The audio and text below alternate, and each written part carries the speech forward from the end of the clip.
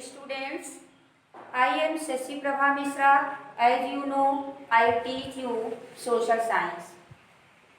Today I will teach you history of class 6. First lesson is when, where and how. यानी जो तुम्हारे इतिहास का पहला चैप्टर है उसका नाम है when माने कब, where मीन्स कहाँ एंड हाउ मीन्स कैसे।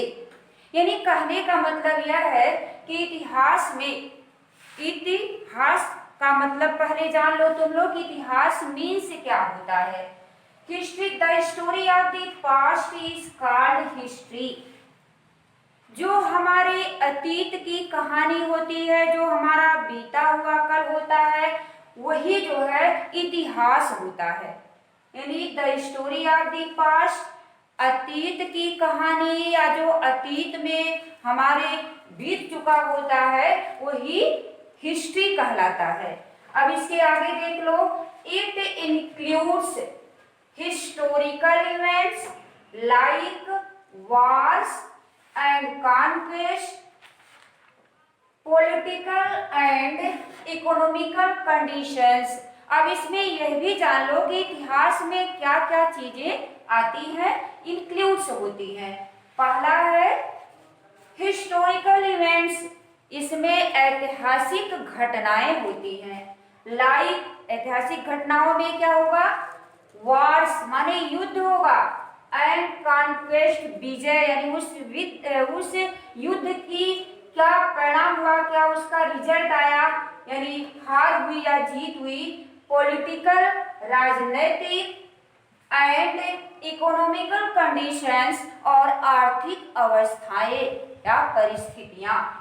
यानी जो हमारा इतिहास है वह हमारे अतीत के ऐतिहासिक घटनाओं जैसे युद्ध, विजय, राजनैतिक, आर्थिक अवस्थाओं के बारे में बताता है। अब यह हम जानेंगे कि आखिर इतिहास का जनक यानी फादर कौन है, किसे कहा जाता है। बाबू बहुत महत्वपूर्ण क्वेश्चन है, तुम लोग नोट भी कर लेना, क्योंकि अगर इतिहास पढ़ोगे, हिस्ट्री पढ़ोगे तो सबसे पहले तुमसे ये क्वेश्चन किया जाएगा कि who is the father of history, इतिहास का जनक कौन है। तो नोट कर लो, हेरोडोट्स, स्पेलिंग देख लो, HERODOTUS, हेरोडोट्स, यानी इनको इतिहास का जनक कहा गया है। अब हम ये जानेंगे कि हिस्ट्री से हमें क्या लाभ मिलता है, आखिर हम इतिहास क्यों पढ़ें, इतिहास से हमें लाभ क्या मिलता है। हिस्ट्री टीचेस अस, इतिहास हमें सिखाता है, पढ़ाता है अबाउट द पास्ट, अतीत के बारे में। किसके अतीत के बारे में, हमारे अतीत के बारे में। And the study of past, और अतीत का यह अध्ययन होता है, is very important to understand the present, यानी यह वर्तमान के अध्ययन करने में यानी या इसको समझने में एक महत्वपूर्ण योगदान देता है। अगर हम ये नहीं जानेंगे कि हमारा इतिहास कैसा था तो हम प्रेजेंट की क्या कल्पना करेंगे। हमको ये लगेगा कि ही तो हमारा प्रेजेंट है, इतिहास पता नहीं, हिस्ट्री पता नहीं क्या है, हमारा पास्ट पता नहीं कैसा था। अब बिना पास्ट के, बिना इतिहास के हम प्रेजेंट को नहीं समझ सकते हैं। अब इसके बाद यह भी जानेंगे कि इतिहास में हम इसको समय को या घटना को यानी टाइम को ही और इवेंट्स को कैसे हम प्रदर्शित करते हैं, किन किन डेट्स में इसको प्रदर्शित करते हैं। अभी तुम लोग जानते नहीं होगे लेकिन जान लो, इसको नोट भी कर लेना बच्चों। जैसे BC और AD कहीं भी इतिहास में लिखा पाओगे तो उसमें ये लिखा रहेगा 100 BC या 2500 BC, या लिखा रहेगा, यह BC के अंतर्गत आएगा, बिफोर क्राइस्ट। BC का फुल फॉर्म होता है बिफोर क्राइस्ट। बिफोर मीन्स पहले और क्राइस्ट मीन्स ईसा मसीह। ईसा मसीह के जन्म के पहले का समय वह BC में लिखा जाता है, यानी इतिहास में ईसा मसीह के जन्म के पहले समय को बीसी में लिखते हैं, बिफोर क्राइस्ट में लिखते हैं। यह जो क्रम होता है लिखने का, यह घटते हुए क्रम में होता है। यानी कहने का मतलब अगर हम ये लिखते हैं कि जैसे 3500 बीसी, तो इसके बाद हमारा आ जाएगा घटते हुए क्रम में रहेगा, ना कि बढ़ते हुए क्रम में होता है बीसी जो होता है। और एडी हम लिखते हैं, एडी माने इसका फुल फॉर्म होता है anno domini, the year of our lord, यानी हम ईसा मसीह के जन्म के बाद का समय। The year of our lord, lord किसे कहा गया है? क्राइस्ट, जीसस क्राइस्ट को कहा गया है। तो ईसा मसीह के जन्म के बाद का जो समय होता है उसे हम एडी में लिखते हैं, यानी जो हमारा इस समय सन चल रहा है या समय जो चल रहा है वह एडी में है। तो यहाँ पे जो एडी लिखा जाता है वह होता है बढ़ते हुए क्रम में। जैसे 2019 था, अभी समय कितना आया? 2020 आ गया। आए समझ में? तो ये हो जाएगा बढ़ते हुए क्रम में। अब इसके बाद इतना जाने तुम लोग, इतिहास किसे कहते हैं? The story of the past is called history. इसमें क्या क्या चीजें होती हैं? इसमें ऐतिहासिक घटनाएं होती हैं, जैसे युद्ध है, विजय है, राजनीतिक और आर्थिक अवस्थाएं होती हैं। इतिहास के जनक को यानी the father of history is Herodotus. Herodotus को इतिहास का जनक कहा जाता है। हिस्ट्री हमें क्या बताता है? यह हमारे अतीत के बारे में बताता है, और अतीत का जो अध्ययन होता है वह हमारे वर्तमान को समझने में महत्वपूर्ण योगदान देता है। अब इतिहास को हम किन किन समयों में लिख सकते हैं? पहले देखेंगे बीसी होगा और एडी, यानी इन दोनों समयों में हम इतिहास को लिखते हैं। तो बीसी का मतलब बिफोर क्राइस्ट, ईसा मसीह के जन्म के पहले का समय।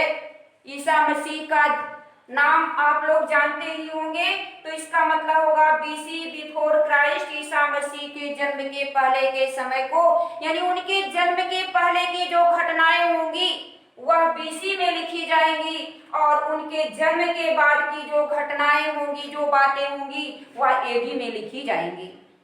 अब इसके बाद हिस्ट्री को कितने युगों में बांटा गया है? History is divided into 2 age. इतिहास को 2 युगों में बांटा गया है।